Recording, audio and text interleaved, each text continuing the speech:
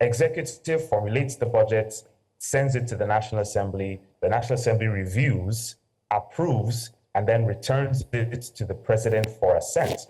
I don't know how many of us recall Buhari's now infamous statement, I think it was in 2022, when presented with the budget.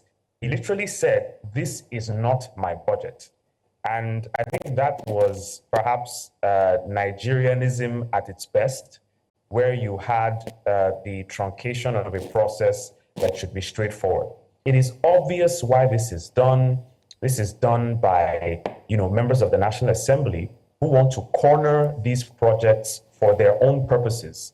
And one would wonder how this would continue, where you have a president that, in many ways can ask the budget to be reviewed. Buhari could have easily said, "This is not my budget. It needs to have these projects taken out." Or you simply strike them out from the budget, or you starve them of funding. There is a lack of control by the executive following assent. This will always create concern and worry in the minds of any right-thinking Nigerian, that how is this process being hijacked, and these things are still being executed. I mean, there are many instances of members of the National Assembly that actually use these projects, in quote, as their constituency projects. Now, to be clear, there is every reason why the National Assembly should be involved in the process of budgeting.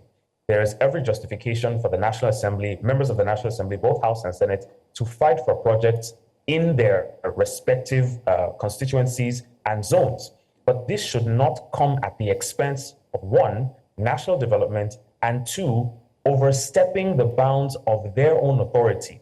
These streetlights, these inner city roads, these boreholes, these construction of town halls should be within the purview of the local governments or the states at best. What the National Assembly should be doing is focusing on projects that have that national flavor, that push the national developmental progress.